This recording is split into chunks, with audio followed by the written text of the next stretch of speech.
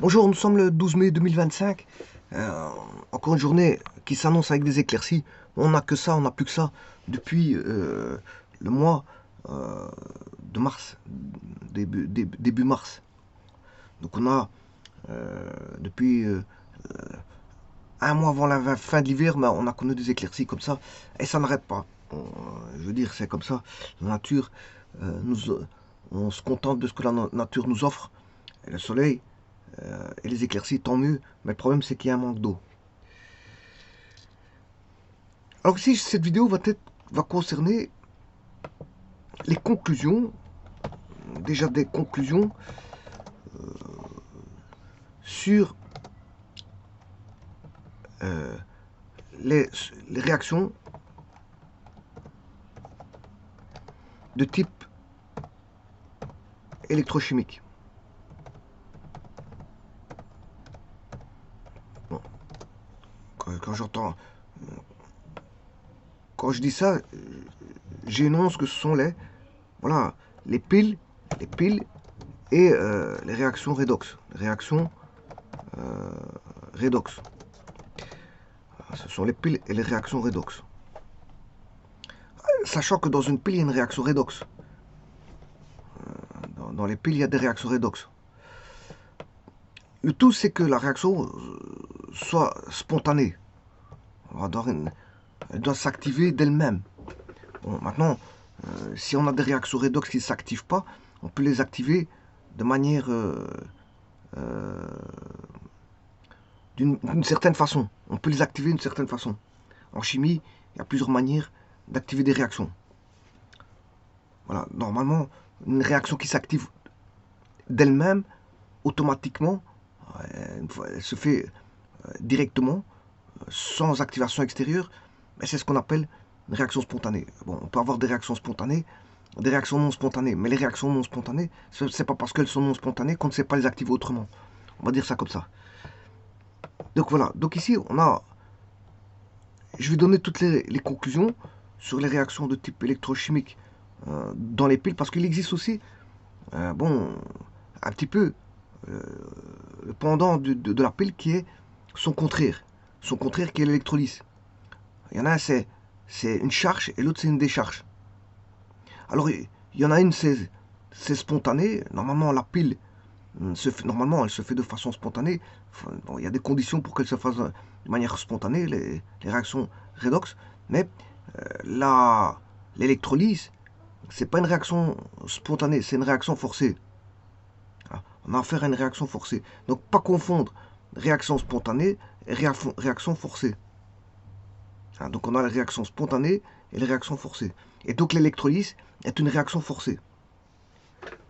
Voilà, c'est une réaction plutôt forcée.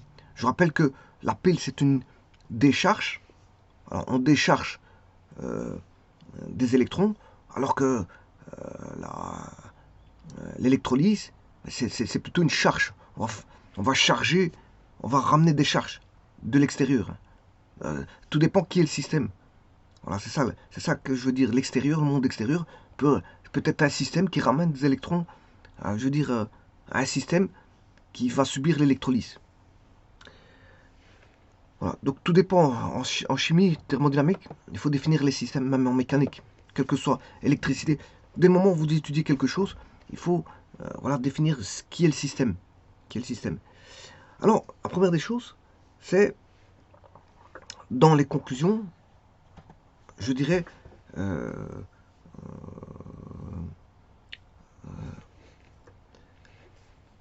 qu'on a dans les piles, ce sont des réactions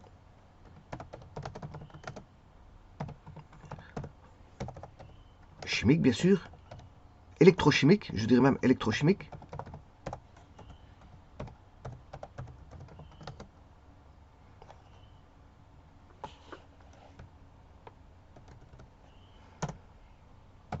spécifiques. Voilà.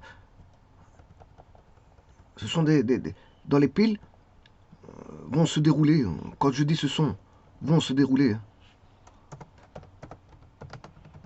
se dérouler des réactions de type électrochimique avec transfert d'électrons.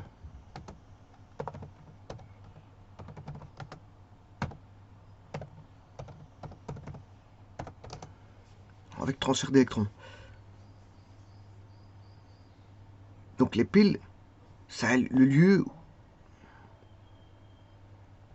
C'est le système. Quand je dis le lieu, c'est le système.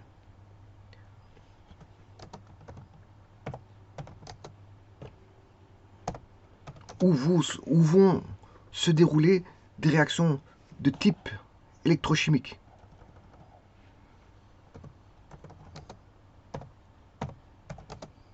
Électrochimique avec transfert d'électrons qu'on appelle réaction redox.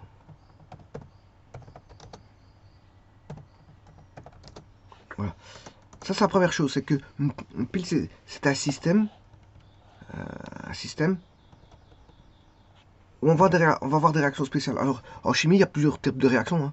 Réaction de précipitation, réaction à acide-base, et ainsi de suite. Bon, c'est pas ce qui manque en l'étude de la chimie, c'est l'étude d'abord, avant tout, voilà, des molécules, des atomes, etc., mais des réactions chimiques.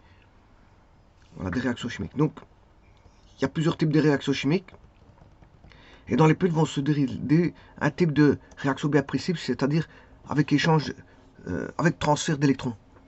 Avec transfert d'électrons. Alors, qui dit transfert d'électrons, dit courant. Donc, par fermeture d'un circuit électrique, par fermeture du circuit, on va dire du circuit ici, qui est ici c'est un système, hein, par fermeture du système, par fermeture du système, on va dire électrochimique,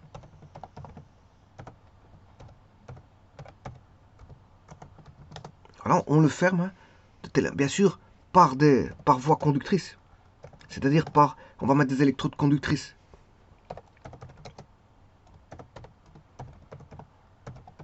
Alors, par fermeture du circuit, donc on ferme le système électrochimique par voie conductrice.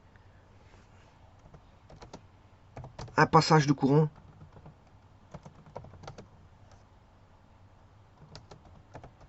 va s'établir. Alors, qu'est-ce que c'est que ce courant? Ce courant électrique, quand je dis courant, c'est un courant électrique.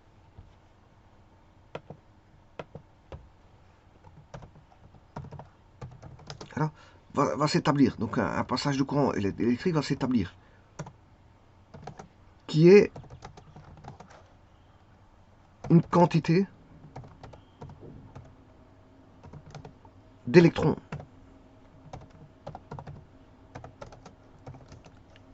qui passent dans le circuit.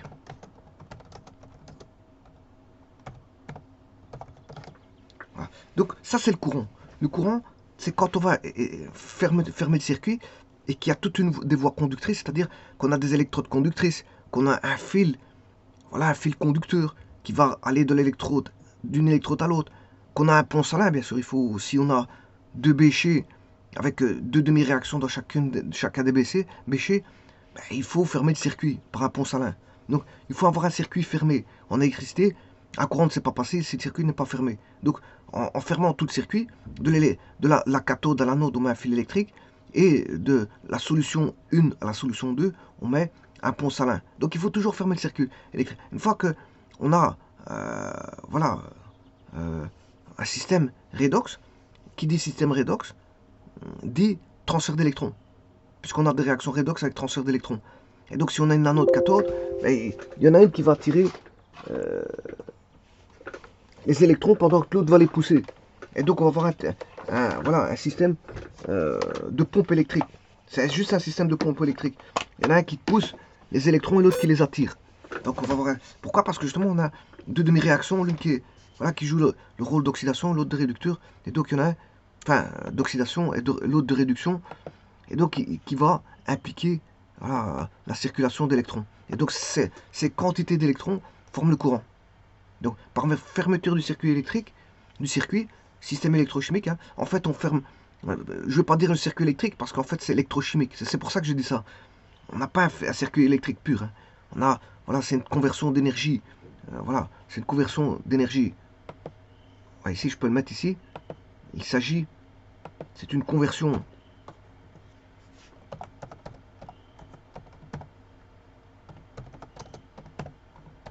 d'énergie chimique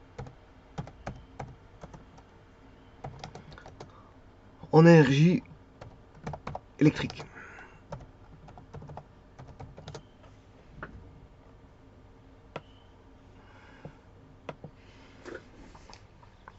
Voilà, donc on a une conversion d'énergie chimique en énergie électrique. Donc le pile, c'est quoi? C'est un système où vont se dérouler des réactions de type électrochimique, c'est-à-dire avec transfert d'électrons, appelées réaction redox. Voilà. Ça, c'est les réactions qui vont se passer dans le système. Voilà. Et par fermeture du circuit complet, si le système est composé de deux béchers, et chacun possédant leur électrode, et la liaison entre les deux béchers, entre les deux solutions, bien sûr dans les béchers, il y a une solution chimique, eh bien, on a ce qu'on appelle une pile. Et donc on a une conversion d'énergie chimique en énergie électrique.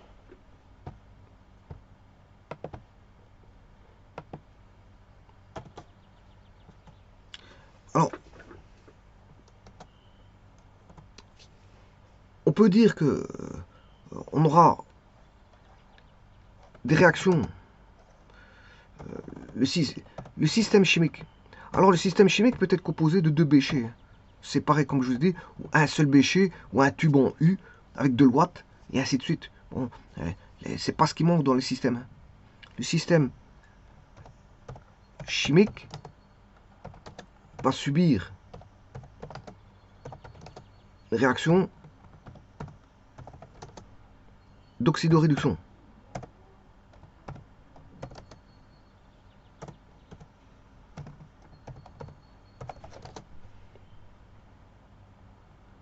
Alors, une réaction d'oxydoréduction, on aura une demi-réaction qui sera l'oxydation,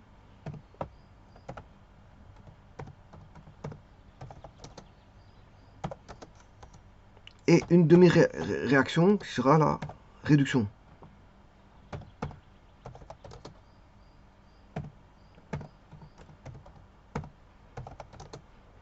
Et ces deux réactions nécessitent d'être équilibrées, hein. Bon, en équilibre de charge, et ainsi de suite. C'est un équilibre complet.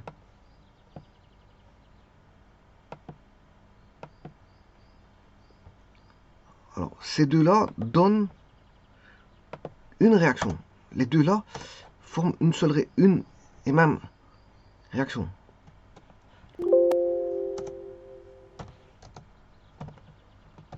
Alors, cette réaction, c'est une réaction d'oxydation-réduction.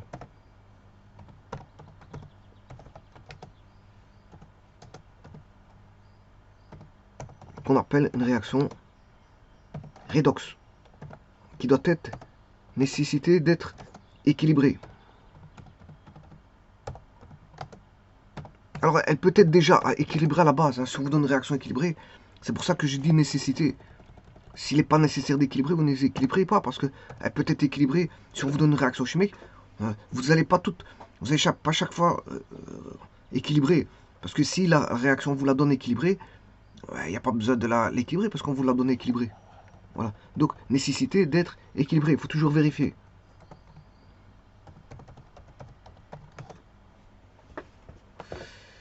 Voilà. Donc, il y a toujours une réaction. Voilà, une demi-réaction. Deux demi-réactions. Ce qu'on appelle un couple de réaction. Voilà. On a un couple de réaction. Une demi-réaction d'oxydation. Et qui nécessite d'être équilibré. Et qui donne une seule réaction chimique.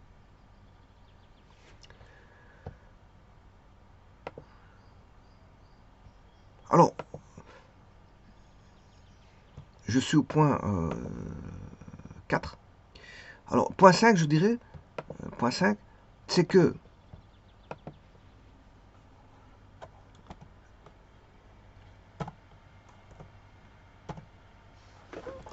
la force électromotrice, naissance d'une force électromotrice. Naissance d'une force électromotrice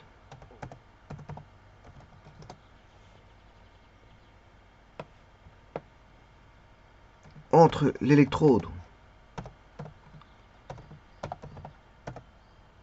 chargée négativement, bien sûr négativement parce que on a les électrons dans l'électrode. C'est une électrode, bien sûr, une électrode métallique. Une électrode métallique, entre l'électrode métallique, bien sûr, qui est conductrice.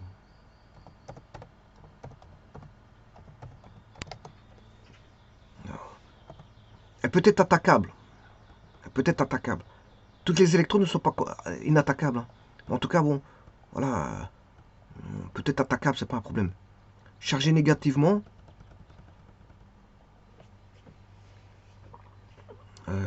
par les électrons, qui sont, je vous rappelle, négatifs.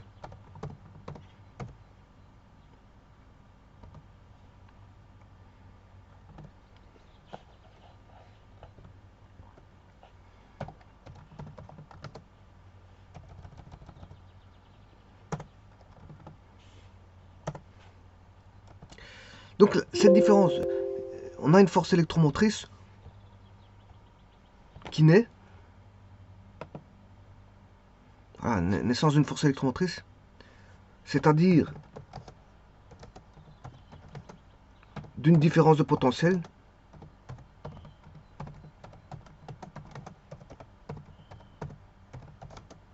entre différence de potentiel électrique, hein, entre l'électrode métallique conductrice chargée négativement, et ce sont des électrons qui sont des charges négatives,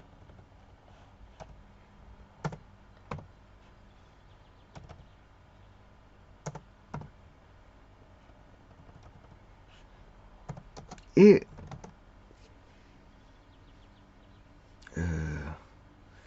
les charges positives.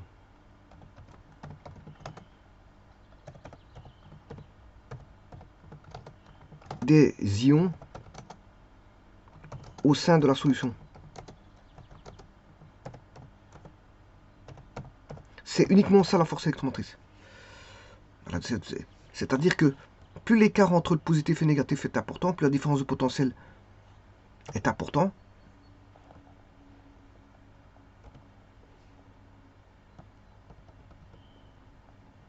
Donc plus il y a une différence entre les plus et les moins, et plus la force électromotrice est importante. C'est-à-dire la différence. Ici, on considère que si tout dépendra des moins et des plus, c'est la quantité de plus et de moins qui vont faire la différence de potentiel. Ce delta U ici qu'on appelle force électromotrice. FEM. Force électromotrice.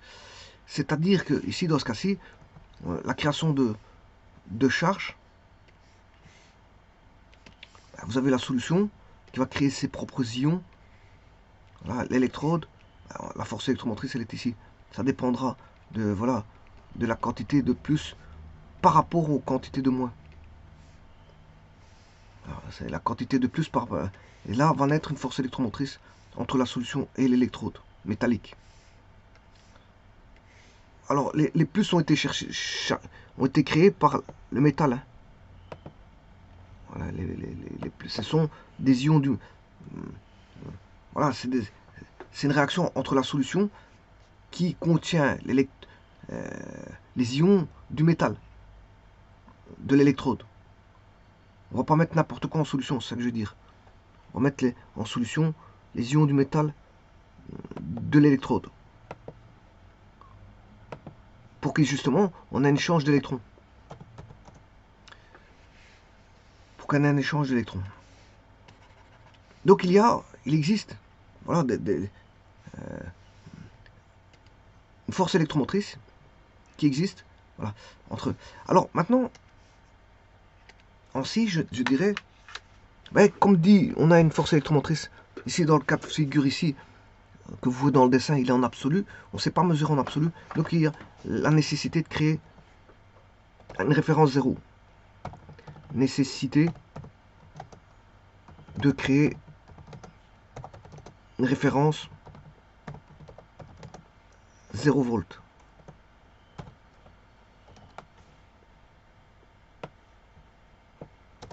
Pour pouvoir mesurer par rapport à une référence 0 volts. Et là, on est en relatif. Voilà, on est en relatif parce que c'est, on mesure quelque chose par rapport à quelque chose. Et le meilleur de quelque chose, c'est 0 volts. Le meilleur de quelque chose, c'est 0 volts. Donc ici, maintenant, on va mesurer par rapport de fil. Donc là, on ne sait pas mesurer en absolu. Ça, c'est en absolu. On peut l'avoir. On ne sait pas l'avoir directement, le E. C'est ça que je veux dire. Donc il faut passer par un système, voilà, où on a une référence de 0, qu'on appelle X. Et ce X, il vaut 0 volts. Et là, vous pouvez mesurer le métal M dans une solution comparativement au 0 volts. Et le E, il va directement donner le E0. Sachant que le X est à 0 volts. Donc nécessité de créer une référence 0 volts pour pouvoir mesurer par rapport à une référence, à cette référence de 0. Pour pouvoir mesurer par rapport à... Et là, on est en relatif. C'est une mesure en relatif. Relatif, ça veut dire c'est par rapport à quelque chose. On ne sait pas avoir directement la mesure directe. C'est ça que je veux dire. Il faut mesurer par rapport à quelque chose. Et ce meilleur de quelque chose, c'est le 0 volt. Parce que si vous ne mettez pas 0 volt, j'ai expliqué que vous allez avoir la différence. Et la différence, bon, il faut chaque fois faire une soustraction. Voilà, il faut faire chaque fois une soustraction. Alors, on va fixer le 0 volt.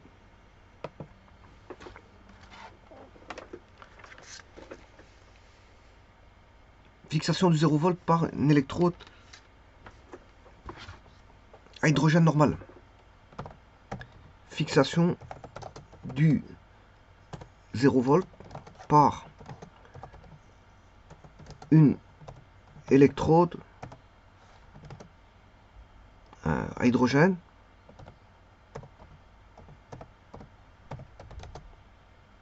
normal.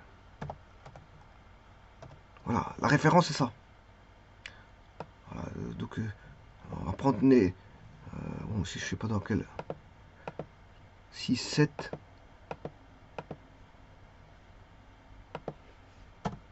Fixation du 0 volt par une électrode à hydrogène normal. Voilà. Alors quand on a le 0, là on peut se dire, on peut commencer à faire une table de lait. Table. On peut commencer, voilà, on va dire...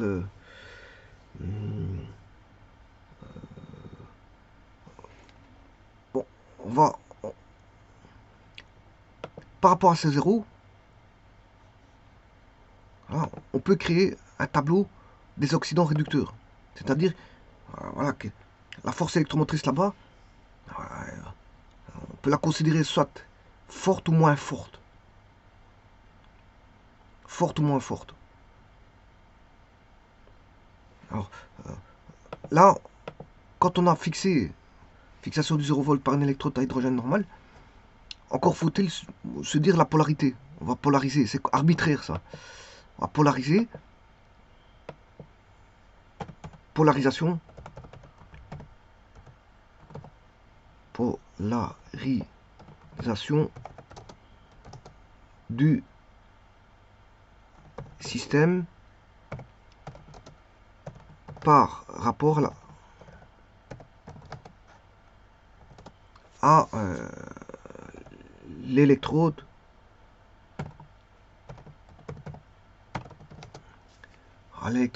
de référence. Et là peut découler donc deux types de polarisation, soit plus moins moins plus, plus moins ou moins plus, ça dépend comment qui sera le plus, qui sera le moins dans le système. Et alors va découler deux, deux échelles. Deux échelles possibles, mais vous en utilisez qu'une seule. Hein. Vous en utilisez qu'une seule. Alors une fois que vous avez la référence 0 qui est fixée, une fois que la référence 0 est fixée, qui est l'électrode, bien sûr, H+, aqueux, en milieu acide, hein, H2 gazeux, c'est un gaz, et voilà, condition normale, hein, c'est-à-dire on va mettre une atmosphère. Eh bien, de deux choses l'une, suivant la polarisation, vous pouvez mettre les oxydants ici, ils seront positifs, ou certaines tables ont été fixées par rapport à une polarisation les réducteurs étaient positifs. Il suffit, bon, 0 par rapport à la lame de métal, la référence 0 c'est celle-ci, de deux choses l'une, celui-ci vous considérez plus et celui-là moins, ou inversement, celui-là moins et celui-là plus. C'est ça qui va, ça va tout changer. Ça change d'échelle. Donc on a deux échelles et il y a des tables qui sont données suivant l'échelle de gauche, ici échelle de gauche, ou l'échelle de droite. Ouais, il faut bien regarder les tableaux. Ouais. Alors donc ici on aura, dans ce cas-ci, les réducteurs qui sont positifs, dans l'échelle de droite.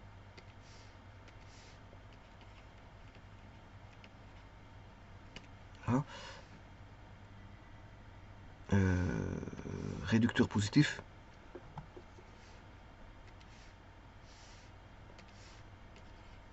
Donc bien regardez vos tables, vos échelles, vos tables. Alors tout ça c'est répertorié dans des tables, des échelles comme ça, on les met dans des tables. Alors si les oxydants sont au-dessus, c'est que les réducteurs sont en bas.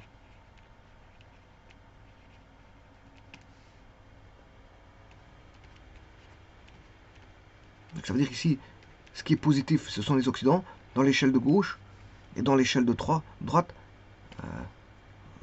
les positifs sont les réducteurs, les négatifs sont les oxydants. Alors là, on va jusque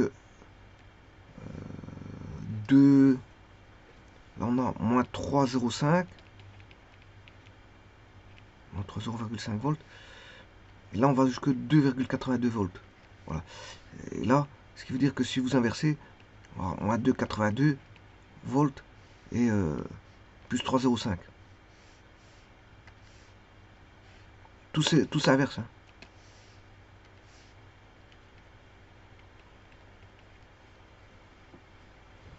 Donc la polarisation du système par rapport à l'électrode de référence donne deux échelles possibles et donc des tables différentes. Alors c'est à vous à choisir. Ça dépend les tables qu'on va vous donner. Hein. On peut avoir les tables de gauche ou les tables de droite.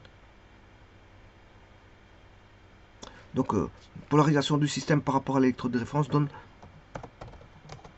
deux tables possibles.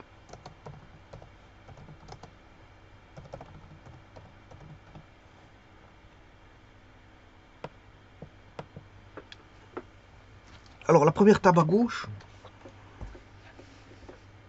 elle est comprise entre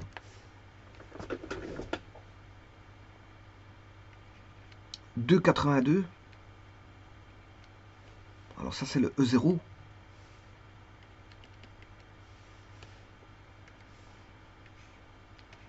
Bon, le E0 normalement, le 0 il va au-dessus.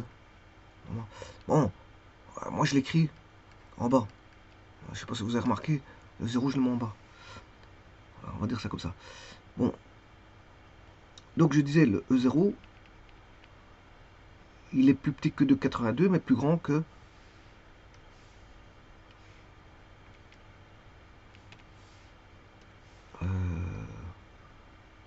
moins 3,05. Bon, ça c'est pour la table de gauche. Parce que pour la table de droite, il est plus petit que 3,05, plus grand que moins 2,82.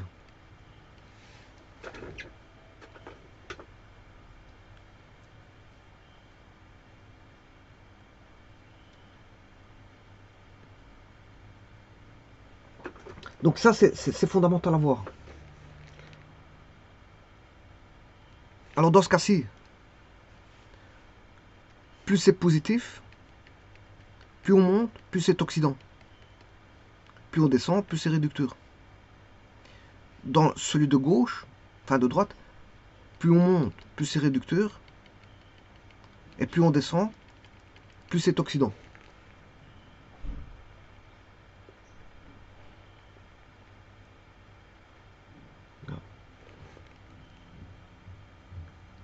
Donc ici, plus c'est positif, plus c'est oxydant. Là, plus c'est positif, plus c'est réducteur. Ça dépend à quelle table qu'on prend.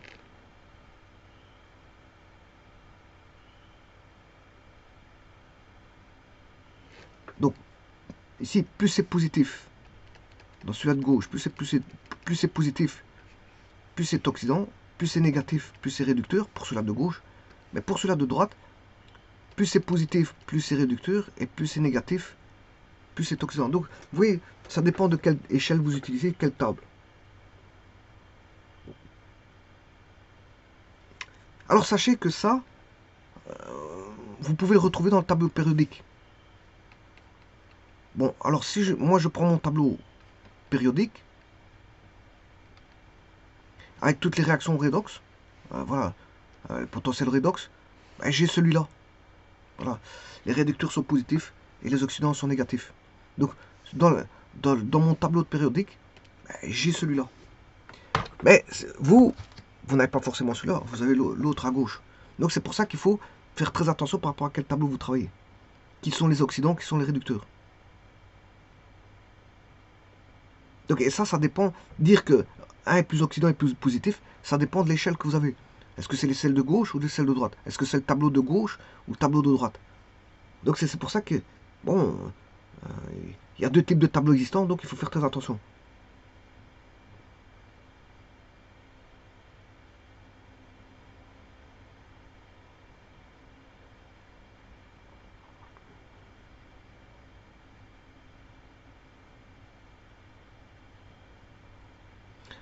Alors ici, c'est pour ça que je disais que c'est tout ce qui est la polarisation, c'est, on va dire, c'est ce qu'on a fait ici, le travail qui est là, c'est du fait que c'est électrique. Hein. C'est électrique et donc en électricité, on a des mesures relatives. Hein. On peut avoir des mesures relatives. En électricité, on a des mesures relatives. C'est en fonction d'un. Voilà, on peut avoir du plus, moins, moins, plus. Et ça joue beaucoup. Voilà, et donc c'est pour ça qu'on a ça. C'est pour ça qu'on a deux types de tableaux possibles. On peut polariser d'une certaine façon ou d'une autre façon. Donc c'est ce qui donne deux tables. Ça donne deux tables possibles. Et donc dans ce cas-ci, le potentiel redox oxydant,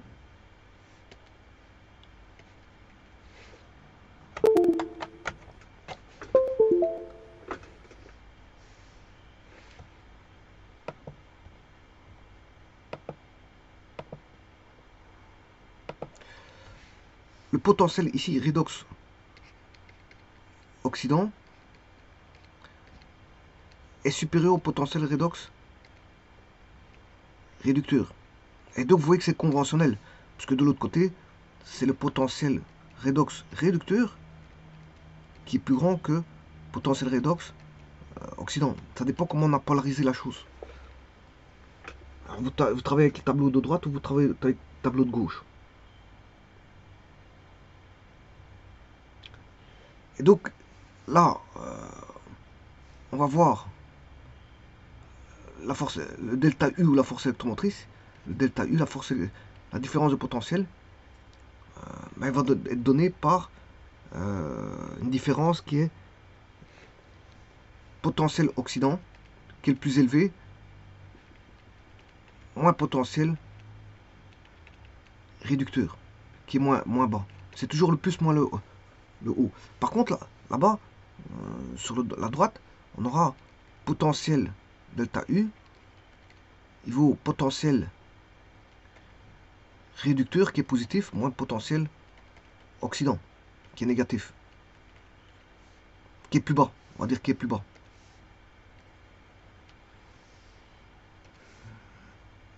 Donc je disais ici, quand l'oxydant est grand, les réducteurs est petit. Ici, quand le réducteur est grand, l'oxydant est petit. Et maintenant, pour un même couple,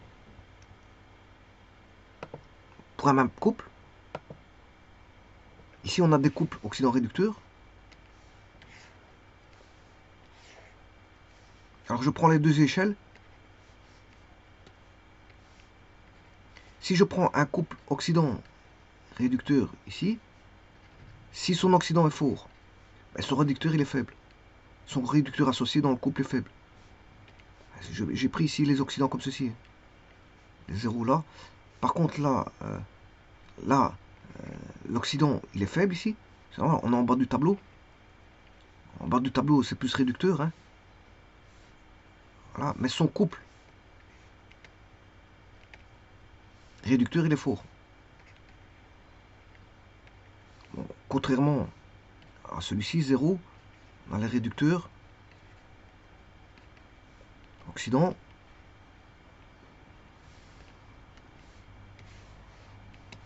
Si l'oxydant,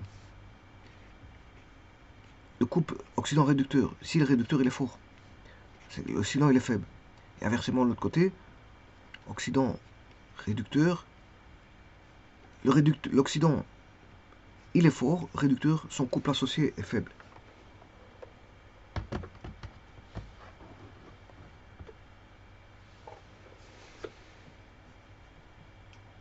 Donc vous voyez que tout ça, ça nécessite une convention. Voilà, par rapport à une référence, un couple de références, et on va dire que le potentiel sera fixé arbitrairement, et on aura une polarisation arbitraire, ce qui inclut l'arbitraire va fixer deux possibilités. Voilà, soit vous travaillez avec des oxydants positifs et des réducteurs négatifs, ou inversement, avec une table où les réducteurs sont positifs, les oxydants sont négatifs. Il faut faire attention à tout.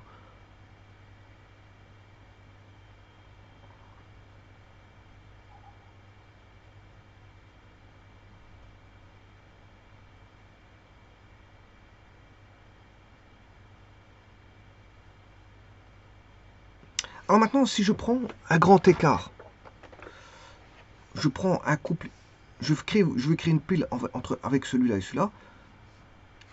Voilà, la différence de potentiel ici est plus petite que la différence entre ceux-là. Plus c'est écarté, plus la différence de potentiel est grande. Plus vous écartez les éléments entre eux, donc c'est-à-dire ici,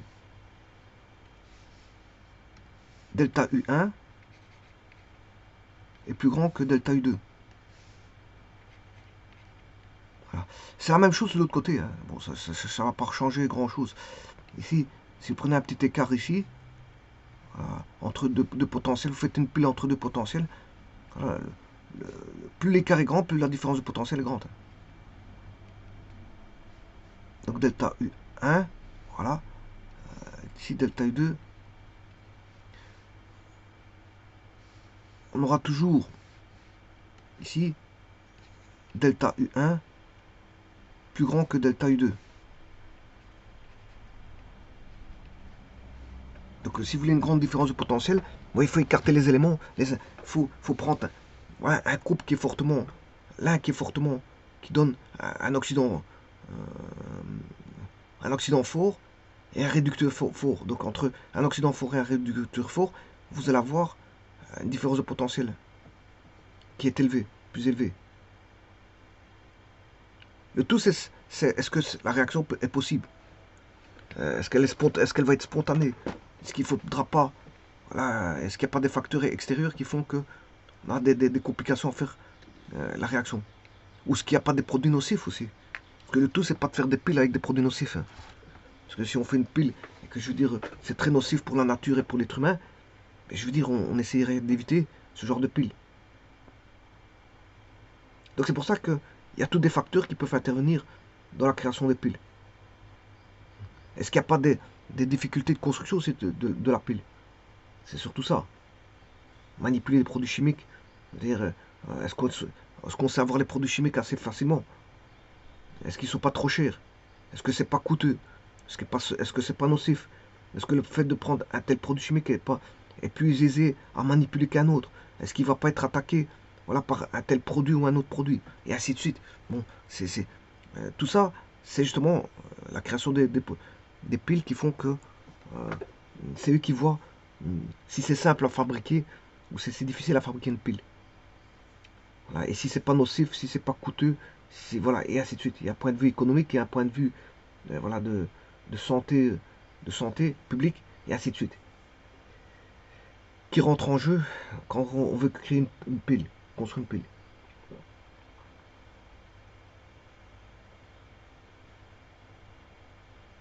Et donc vous aurez compris que la nature d'une pile dépend de plusieurs choses.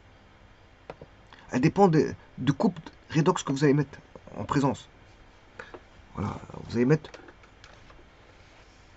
voilà, le couple redox en présence. Suivant le couple redox en présence, vous allez avoir des piles, ah, des piles plus fortes, des piles moins fortes en électricité, en force électromotrice. Alors fournir une force électromotrice importante. Et ce qui dit force électromotrice importante, dit il peut décharger une plus grande quantité de courant. Okay. Si la force électromotrice est grande, il peut décharger une plus grande quantité de courant. Donc on va dire que la pile est plus forte.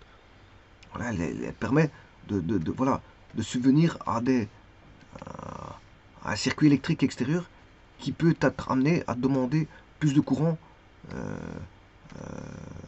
qu'un autre. Et donc si vous voulez plus de courant, mais il faut essayer d'avoir une force électromotrice avec une pile, je veux dire, plus importante en force électromotrice. Comme ça, il peut tirer plus de courant. S'il y a la nécessité de tirer plus de courant. Donc, le couple redox, c'est lui qui va faire, voilà, c'est les couples redox qui vont définir, voilà, la force électromotrice et donc le courant qui peut impulser, je veux dire, enfin, quand je dis impulser, qui peut sortir, c'est ça que je veux dire, qui peut sortir pour un circuit extérieur électrique. Ce qu'on appelle un récepteur. La pile est un générateur. La pile est un générateur électrochimique. À partir de solutions chimiques, on va créer voilà, une force électromotrice et donc possibilité de sortir un courant. Bon, qui va recevoir ce courant? Ben, c'est quand vous allez mettre un circuit électrique extérieur, c'est-à-dire ce qu'on appelle un récepteur. Un récepteur. Vous allez établir la liaison entre un générateur et un récepteur pour lui fournir du courant. Le récepteur va demander du courant pour fonctionner.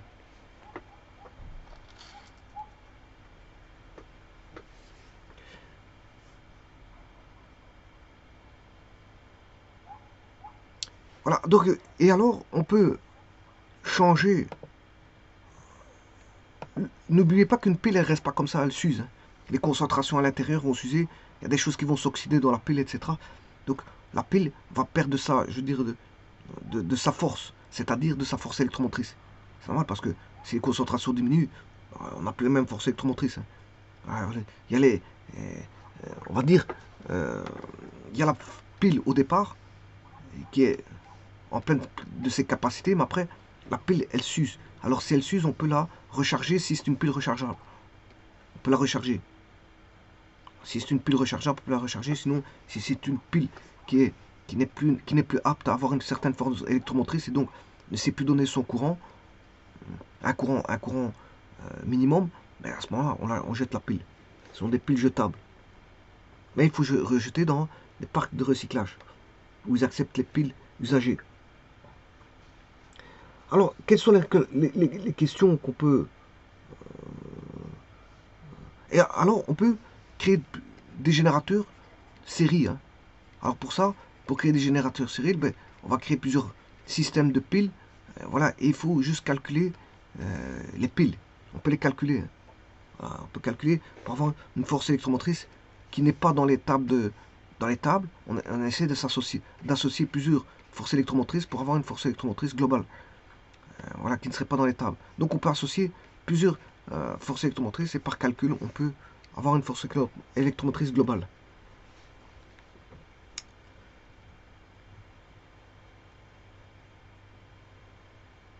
Alors, on sait très bien qu'il est impossible de voir la force électromotrice d'un seul couple. Voilà. Ça, dans l'absolu, on ne sait pas la voir. Ça, c'est dans l'absolu. Donc, il faut toujours avoir un autre couple redox. Ce qui va impliquer voilà, deux solutions qui vont inclure une demi-réaction, soit ici c'est la réduction, et une demi-réaction qui est l'oxydation. Donc il faut un couple ici, un couple redox ici, et un couple ici. Voilà. Là, à ce moment-là, on peut avoir une force électromotrice qui naît, pour autant qu'on mette bien sûr un système à pont salin ici. Qui est neutre, mais qui va. Attention que ce pont salin ne doit pas engendrer une. Et c'est fait exprès. On utilise un pont KCl saturé pour éviter justement la formation d'une troisième force électromotrice. Ouais, une troisième force électromotrice. Attention qu'ici, c'est pas une électrode forcément une électrode de référence. Hein. Voilà. Ici, par exemple, si vous mettez, si on arrive à avoir 1 volt ici, voilà, ici on a 2 volts, voilà, ben le E, ce sera la force électromotrice la plus élevée, elle est à la, ici, à la, là, ici on a une oxydation, hein. Oxydation, donc on a l'oxydation, je vous rappelle que c'est, on va vers un oxydant réducteur, l'étage d'oxydation va monter, c'est-à-dire on va perdre des électrons. Alors, on va perdre des électrons, ça c'est la perte d'électrons, c'est à la alors cathode, c'est la réduction, puisque C c'est une consonne, et anode c'est l'oxydation. Donc l'oxydation va vers un oxydant. L'oxydant, c'est une montée d'étage.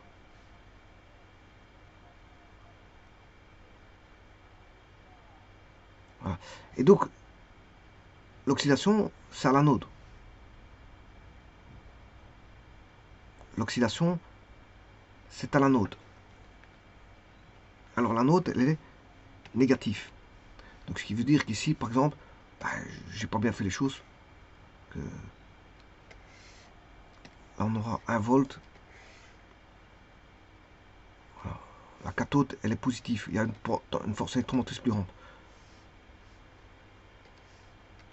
Donc on aura le plus ici, si vous voulez, à la cathode.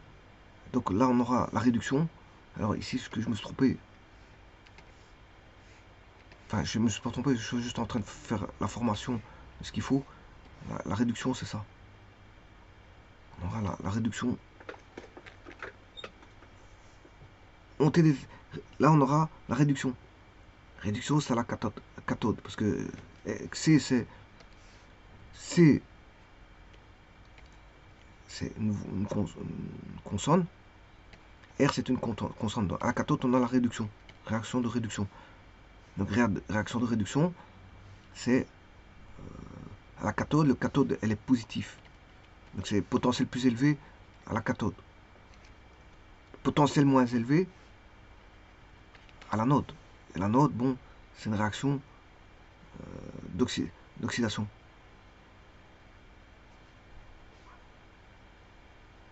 Voilà. Donc l'oxydation, la réduction, c'est la cathode, et l'oxydation, c'est l'anode.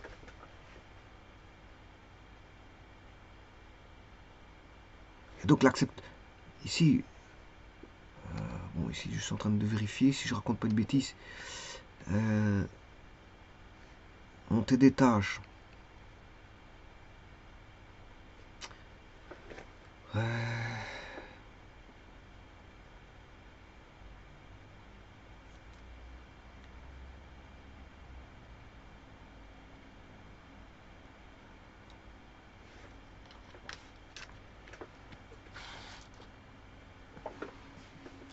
Alors, cathode, réduction. Anode, oxydation. Réaction d'oxydation. Mais, plus moins, les électrons vont du moins vers le plus.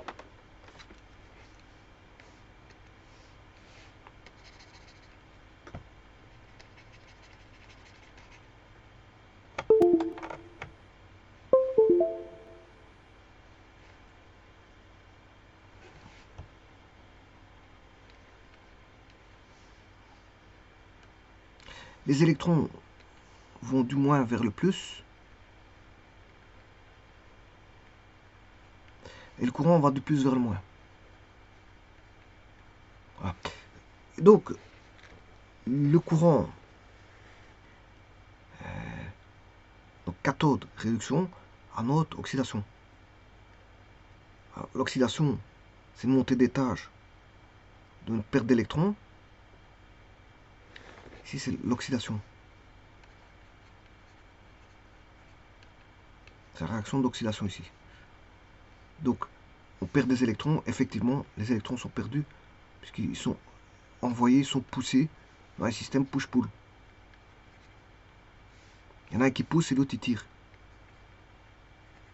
Et à l'anode, c'est bien l'oxydation. Donc ceci, c'est l'anode qui est négatif. Puisque à la cathode, c'est positif, on aura la réduction. Alors, la réduction, c'est oxydant réducteur. Donc on va vers une réduction. On réduit. On réduit. Et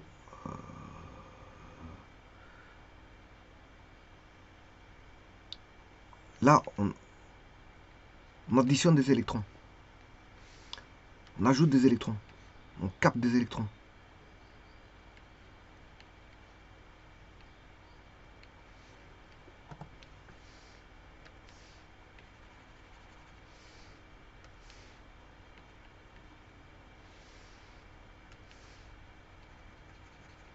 Voilà.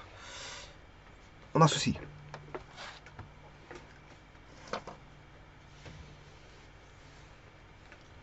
Et donc, les deux réactions, là, elles sont vues comme une seule. Hein. Il faut, voilà, elles sont vues comme une seule. Il faut, on va dire, les équilibrer, bien sûr. Hein. Elles sont vues comme une seule réaction.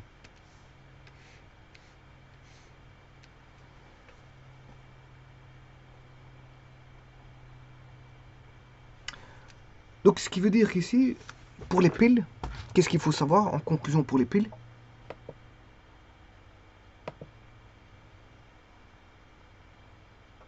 Bon, il faut savoir faire le schéma de la pile. Hein, schématiser la pile.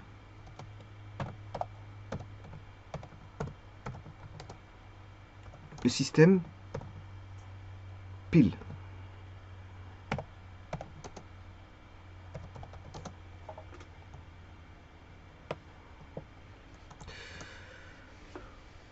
Donner le sens, savoir donner le sens des électrons.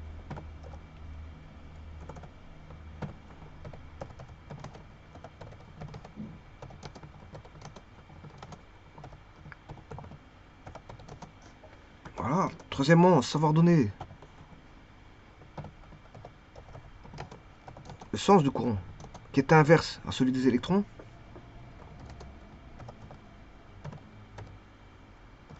Alors le courant, il va du plus vers le moins.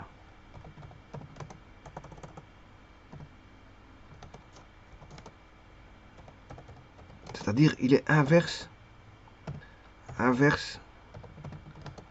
du sens des électrons.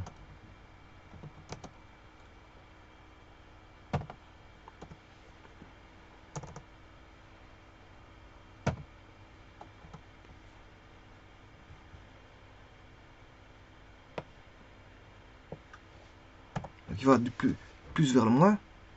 Polarité positive vers la polarité négative. C'est-à-dire inverse du sens des électrons. Savoir donner le signe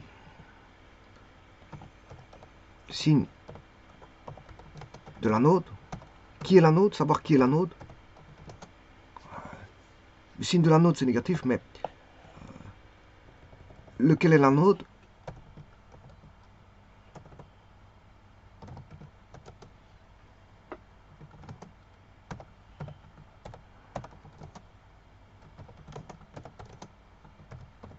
Alors son signe, le signe de l'anode, c'est le plus bas potentiel.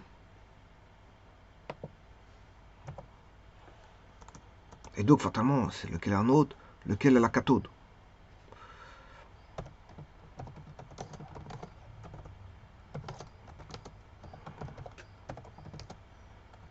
Avec son signe, plus.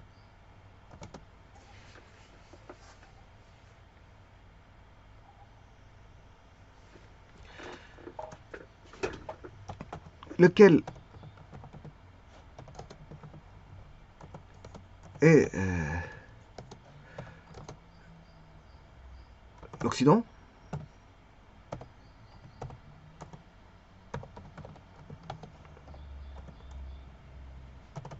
lequel est réducteur.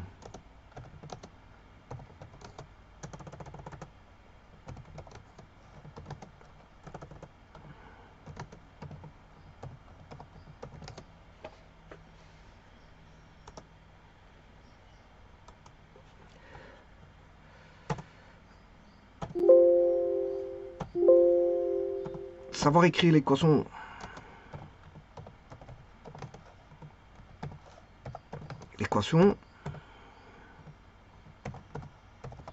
de demi-réaction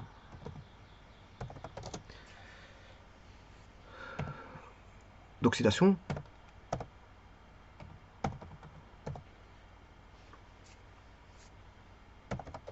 la finalité de ça, c'est on a un oxydant, bien sûr.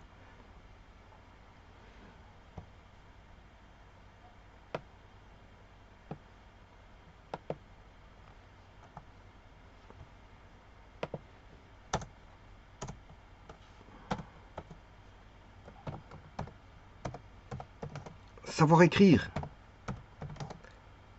l'équation de demi-réaction, réduction,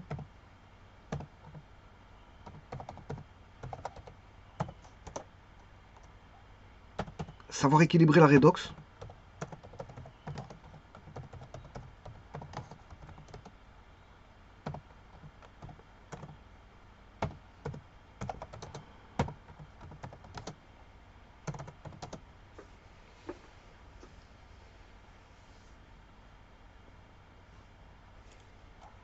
alors savoir écrire l'équation à pile salin. Donc savoir écrire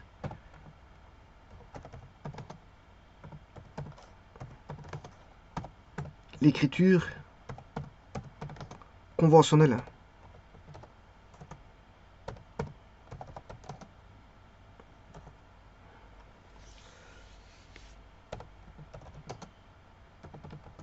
Des piles à pont salin. C'est-à-dire que vous allez marquer toujours la même chose, hein, je veux dire, moins l'anode, moins, mettez le réducteur à l'anode, l'oxydant, vous mettez le pont salin par 2 barres, ensuite vous mettez oxydant,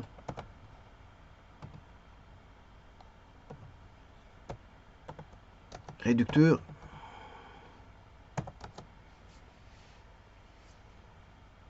anode,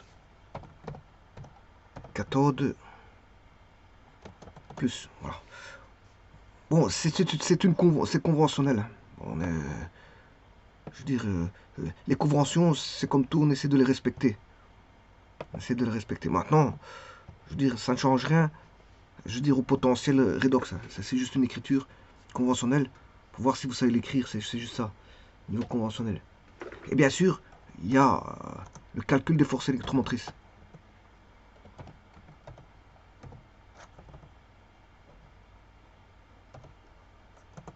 Calcul des forces électromotrices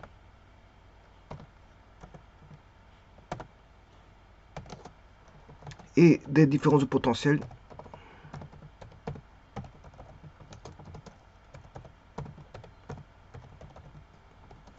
en cas de de mise en série de générateurs. Générateurs électrochimiques. Qui sont les piles ici. Voilà.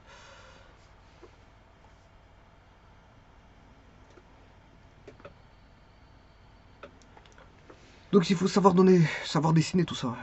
Il faut savoir dessiner.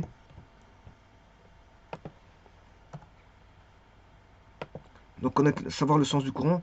Le sens du courant va de plus vers le moins. Et les électrons vont dans le sens inverse. Alors c'est une pompe.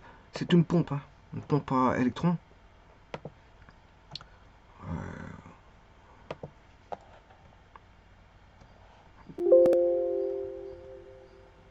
Donc il faut savoir schématiser le système pile au complet.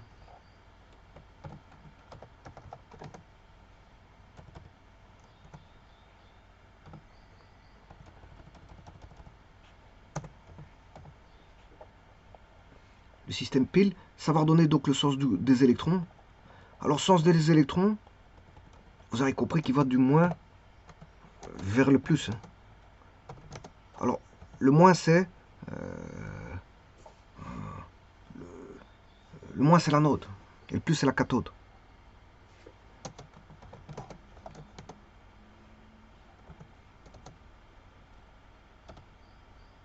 Le moins c'est l'anode et donc le plus c'est la cathode. Savoir donner le sens du courant. Sens du courant qui va du plus vers le moins, qui est le sens contraire des électrons, l'inverse du sens des électrons. Savoir lequel est l'anode. L'anode, c'est l'électrode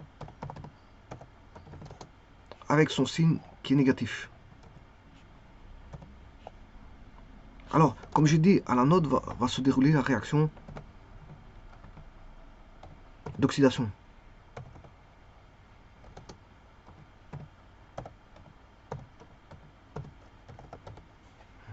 Lequel est la cathode avec son signe plus.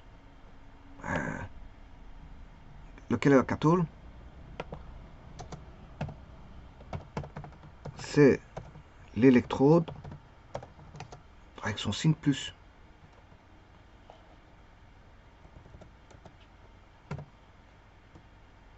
Et se déroulera la réaction de réduction.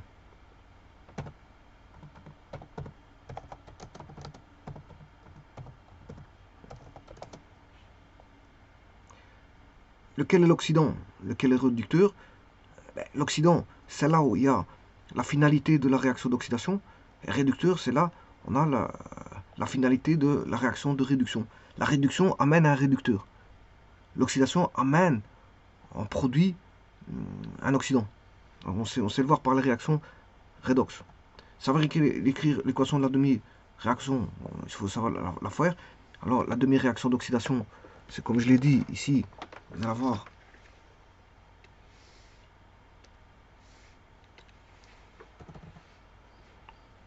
l'oxydation, on part d'un réducteur qui va donner un oxydant avec son transfert d'électrons, un électron. La réduction, c'est une montée d'étage, hein. L'oxydation, montée d'étage. Et l'autre, c'est de l'oxydant plus un électron donne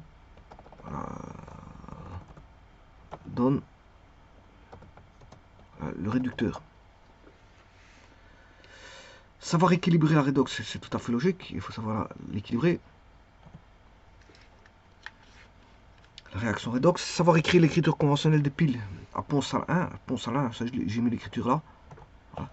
Et il faut savoir calculer les forces électromotrices et des différences de potentiel en cas de mise en série, voilà, du générateur électrochimique.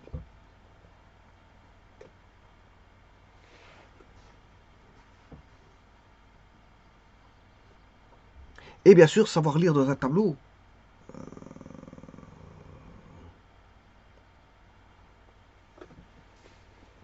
Et bien sûr, savoir décrire le phénomène de la pile.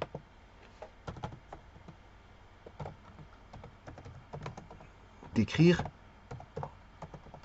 le fonctionnement de la pile.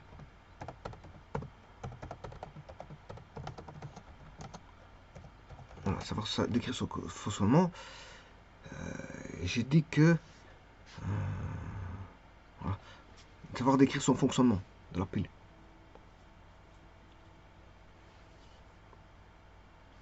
Bien sûr, savoir lire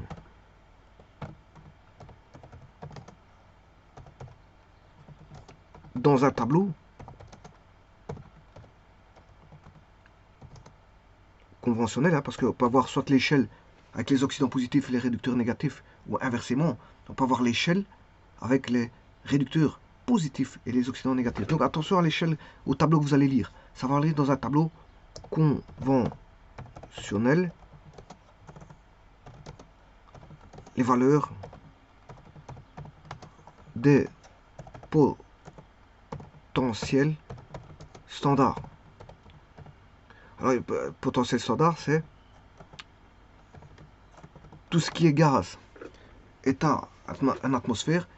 Les solutions sont à 1 mol par litre, donc 1 molaire. On va dire la température de 25 degrés Celsius, c'est-à-dire 298 Kelvin.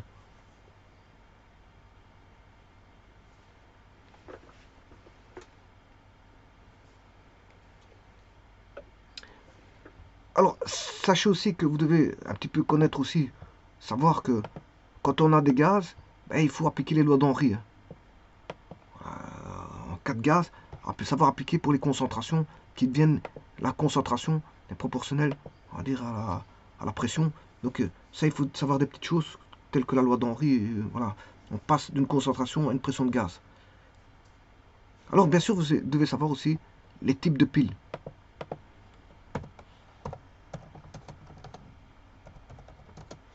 Alors les types de piles, vous avez pile alcaline, les piles Volta, les piles lithium,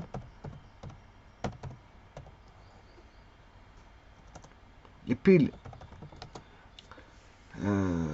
boutons, les piles transportables.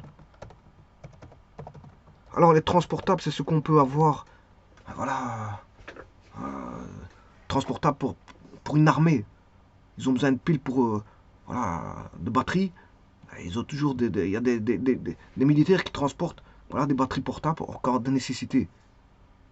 Ou si vous voulez, si vous allez dans l'espace, si on a besoin de piles transportables pour les nécessités, voilà, d'électricité pour un usage, eh bien on a voilà, on peut mettre à son sac à dos, voilà, un sac à dos avec une pile transportable. Voilà, donc les piles, c'est pas ce qui manque. Hein. Alors bien sûr, on a l'existence aussi maintenant de cellules photovoltaïques. Hein, qui permettent aussi la conversion d'énergie, voilà, lumineuse en électrique. Voilà, donc ici, je veux dire, si vous avez des machines à calculer, voilà, vous n'avez pas besoin forcément de piles, parce que là, on a des cellules photovoltaïques avec conversion de lumière en électricité. Voilà. Bah, ici, bon, c'est des systèmes électrochimiques que je suis en train de mettre. Des systèmes électrochimiques.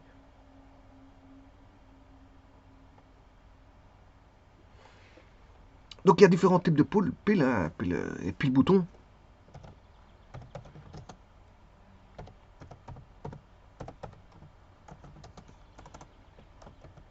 Pile au cadmium.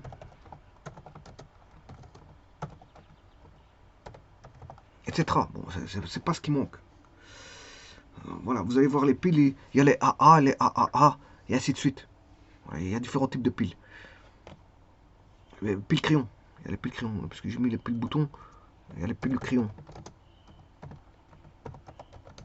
Et justement, les piles crayon, c'est les AA. Alors, il y a différentes marques. Hein. différentes marques dans les types de piles. Alors je pourrais rajouter tout un an. Il y a les batteries de voiture aussi. Voilà. Il y a les piles au plomb.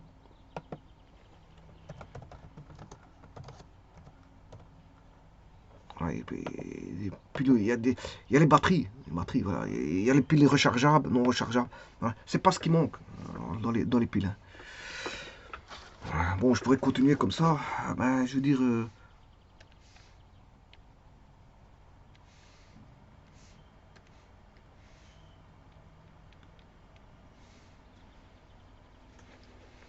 Alors, chaque fois, c'est des substances électrochimiques différentes qui font qu'on a des réactions redox différentes. Il y a il y a les avantages des piles et ses inconvénients. Quand on étudie une pile, on étudie toujours les avantages et les inconvénients. On peut faire des comparaisons, des comparatifs. Cette pile est plus intéressante qu'une autre. Ou voilà, en avantage, qu'est-ce qu'elle offre plus d'avantages, quels sont les inconvénients. C'est comme ça pour tous les systèmes électriques. Hein. Quand on veut utiliser un système électrique, on fait des comparaisons par rapport à d'autres, des marques, des modèles, etc. Par rapport au prix, etc. C'est toujours comme ça. On ne prend pas le meilleur des systèmes parce que le meilleur des systèmes est toujours coûteux. C'est une histoire de, voilà, c'est une histoire de coût. On peut prendre tout ce qui est meilleur, mais c'est une histoire de coût.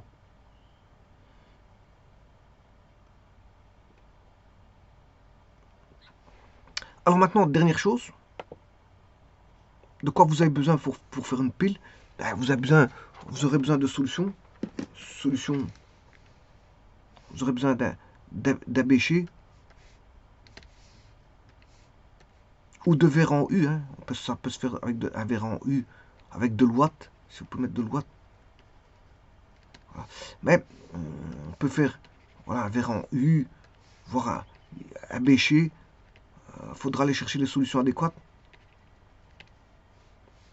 Voilà. Il faudra des électrodes. Il faudra soit un galvanomètre, voire un voltmètre. Voilà, du fil conducteur. Alors ce fil conducteur, vous aurez compris que c'est pour mettre entre, voilà, pour accorder de l'un à l'autre, hein, c'est juste ça. Et bien sûr, il faut, éventuellement, si vous utilisez un système à pont salin, il faudra un pont salin en KCL.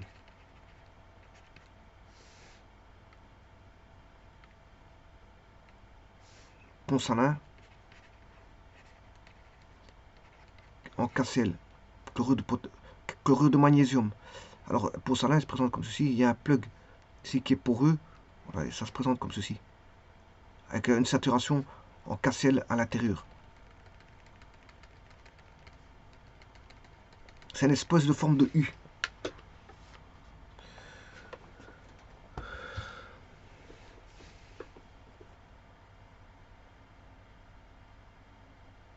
Attention que les électrodes, si vous allez chercher les électrodes, ça dépend de la pile que vous allez faire. Hein. Et la solution est en rapport avec les électrodes. Hein. On verse pas n'importe quelle solution. Voilà. On verse pas n'importe quelle solution.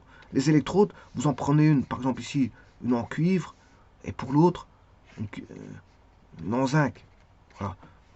Donc ici, vous allez par exemple prendre du sulfate de cuivre pour la solution, et là du sulfate de zinc. Et bien sûr, il faut faire ça dans les conditions de laboratoire avec les concentrations. Le tout, c'est un travail, je veux dire, voilà, de mesure de potentiel. On peut mesurer en fonction des concentrations. Voilà, il faut tout mesurer. Hein. Au départ, on essaie de faire des solutions, on prépare des solutions. On ne prend pas une solution n'importe laquelle, on tape. On essaie de préparer la solution. Hein. On va dire ça comme ça. Donc, les solutions, je rappelle que ça se mesure soit en concentration molaire, en mol par litre, ou en concentration massique, grammes par litre. Voilà. Et on fait un mélange, on essaie que tout soit bien mélangé, etc. Bon, il y a une préparation de la solution avant de faire un montage électrochimique, avant de faire... voilà. Alors on aura deux cellules, une cellule gauche, une cellule droite avec deux demi-réactions, etc. Voilà. Mais on essaie de préparer tout ça avant de mesurer quoi que ce soit. Le but, c'est pas d'arriver, on mesure, ça va pas comme ça. En chimie, ça nécessite de préparer les solutions. Les solutions, on les prépare. Et en plus de ça, parfois, il faut laisser un équilibre établir, donc on laisse par exemple 5-10 minutes, histoire de se reposer. On n'attaque pas directement, je veux dire, les mesures. Le tout, c'est pas d'être pressé ici, hein. C'est de faire les choses dans les règles de l'art. Et donc, comme je vous dis, on peut avoir un tube en U avec de l'ouate, des solutions, voilà, bien sûr des électrodes, euh, des fils électriques et un voltmètre. On n'est pas obligé de prendre un bécher. Ça dépend. Si vous faites voilà, des réactions avec deux béchers, voire un bécher, voire un tube en U, voilà, ou un bac. On peut faire ça sur un bac, dans un bac.